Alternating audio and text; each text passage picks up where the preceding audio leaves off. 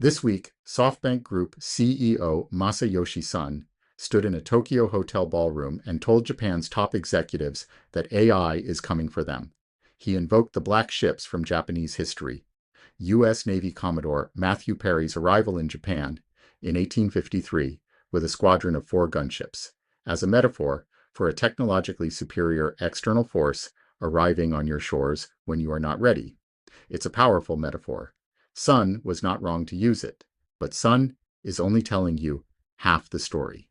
The half he left out is far more important and far more uncomfortable. To understand what Perry's 4 ships actually did to Japan, you have to understand what Japan had been for the 2 centuries before they arrived. Sakoku. It literally means chained country. Between 1633 and 1639, the Tokugawa shogunate sealed Japan from the outside world. Foreign trade was banned. Japanese citizens were forbidden from traveling abroad on pain of death. For 220 years, Japan developed entirely on its own terms, with no external reference point. The policy worked by its own logic. Japan was stable. The society was sophisticated, refined, internally coherent, and completely sealed from everything that had happened in the world outside. The scientific revolution, the Enlightenment, the Industrial Revolution, 220 years of intellectual and technological development, and none of it had penetrated Japan in any meaningful way. When Perry's ships entered Uraga Harbor, 2 steam-powered frigates belching black smoke, the Japanese watching from the shore had never seen a ship that moved without wind. The gap was not a matter of being a few years behind. It was civilizational. But here is what matters most. Japan, in 1853, was not just technologically behind. It was epistemologically behind. Sakoku had not just kept foreign technology out. It had kept foreign ideas out. Japan could see the threat.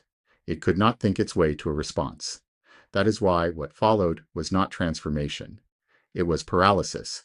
It took 15 years. A civil war, the collapse of a 250-year-old government. And only then did the Meiji Restoration begin, one of the most audacious national transformations in human history. Japan did not adapt gradually. It dismantled itself and rebuilt from the ground up. By 1905, 52 years after Perry arrived, Japan defeated Imperial Russia. A feudal society had become the dominant military and industrial power in Asia. Now, back to Son. Son used the black ships metaphor to sell urgency and a product.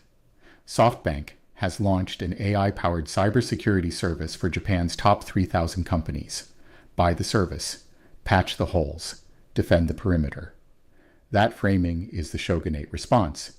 It treats AI as something to be managed from the outside, contained, patched.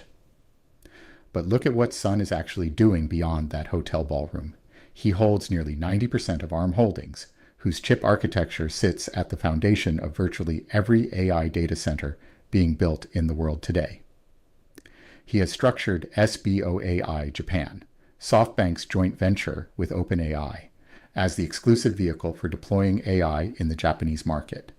And this month, he announced a €75 billion investment to build AI data center infrastructure in France. Son is not defending Japan from AI. He is acquiring ownership of AI at every level simultaneously. This is the Iwakura mission with equity stakes. The Meiji reformers sent 110 senior officials across the United States and Europe, not to resist Western technology, but to absorb it wholesale and bring it home. Son is doing the equivalent as a single business, using Japanese capital to become a structural owner of the technology that everyone else will depend on. Son has understood the black ships lesson far more completely than his product launch suggests.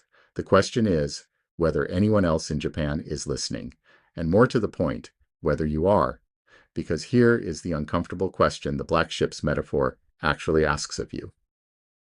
Many organizations running businesses in Japan today are operating their own version of Sakoku with respect to AI, not a formal policy, but a set of habits, structures, and cultural assumptions that effectively seal the organization from what is being built outside. Headquarters approval processes that outlast AI development cycles. consensus requirements that make irreversible commitment impossible, a risk culture that treats moving too fast as more dangerous than moving too slow. The result is epistemological paralysis. You understand the threat intellectually. You remain frozen practically. So let me give you 4 things that breaking your Sakoku actually looks like. First, stop waiting for permission. The most common failure mode I see is the CEO, who knows AI is transforming the business, raises it with global headquarters, gets told to wait for the global AI strategy, and waits. That was the shogunate's response. Move first. Show results. Make the global AI strategy a fait accompli. The CEOs who do this will matter in 5 years. The ones who waited for permission will be managing decline. Second, decide what business you are actually in before AI decides for you. The Meiji reformers did not try to modernize feudalism, they abolished it. What can AI help your organization achieve that it could not do before? What kind of new value can your business contribute? The CEOs who answer these questions on their own terms will define their businesses. The ones who don't will have it answered for them. Third, make one irreversible commitment this quarter, not a pilot, not a proof of concept, something that permanently changes the structure of the business. Irreversibility matters. Abolishing the samurai class was not a pilot program. One irreversible commitment makes transformation real. Fourth, use the Gaijin advantage. Foreign CEOs in Japan have always had more latitude to operate differently than Japanese competitors. You can move faster on AI adoption than most Japanese companies precisely because you are not defending a century of institutional culture.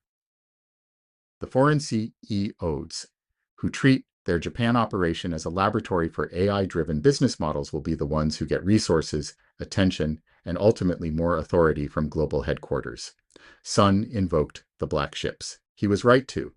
But the full lesson is not simply that a threatening force has arrived and you must defend yourself.